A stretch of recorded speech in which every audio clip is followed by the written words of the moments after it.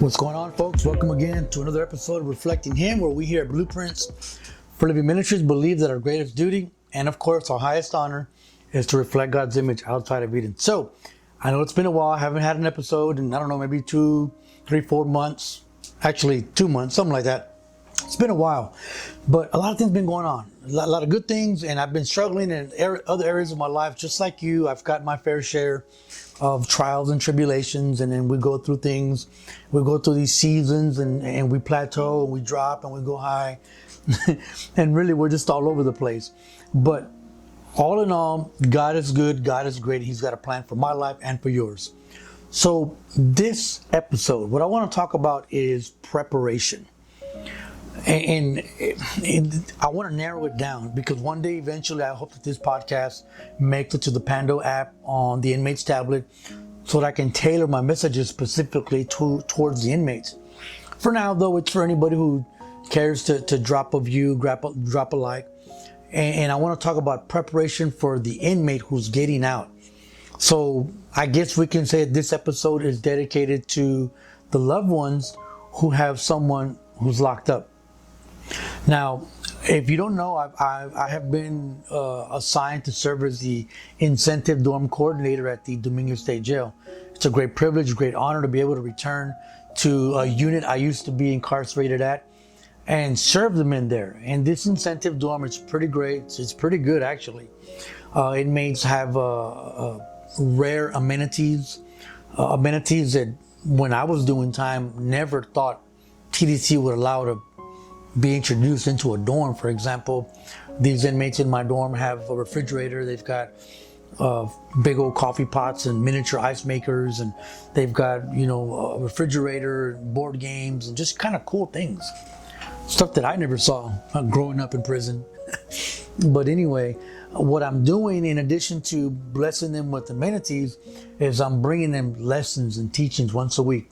I go into the Dominguez State Jail every Saturday from 4 to 9, and I teach 2 classes. The first class I teach is a cognitive-based class called Rebuilt from Within. It's a curriculum I developed, wrote it, designed to help the inmates kind of figure out what changes that they need to make cognitively, psychologically. And I walk them through various lessons.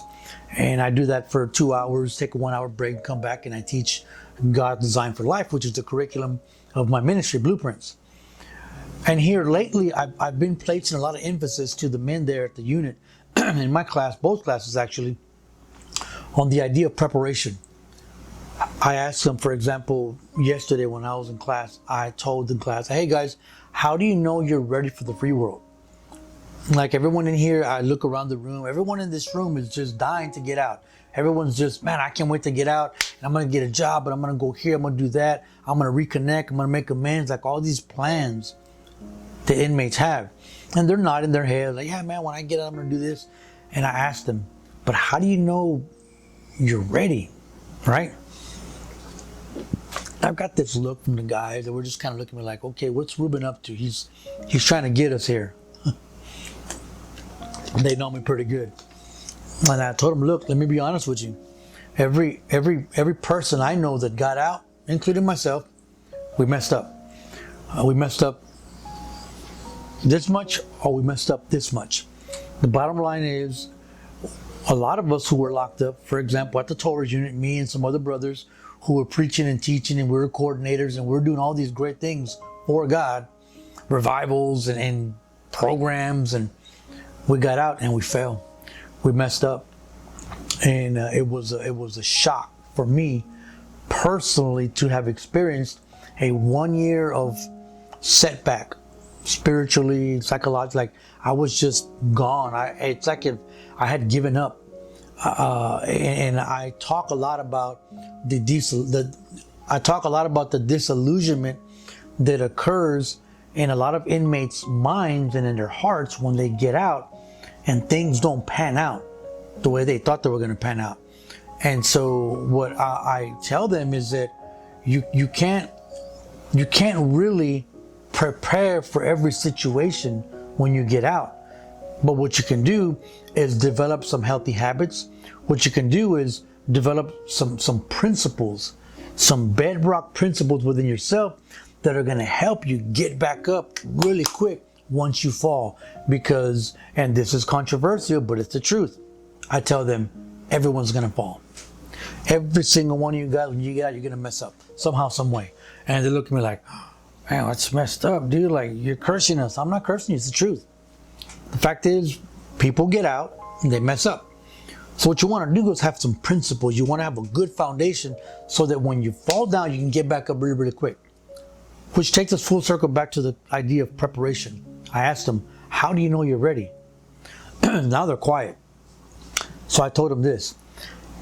What you don't want to do is get out and get super busy, thinking that, man, I've been gone 5, 10, whatever amount of years. I need to get back out in this free world and just, I need to go. I need to stay busy. I need to work 1 job, 2 jobs, because I got fees and I've got child support, like all kind of things.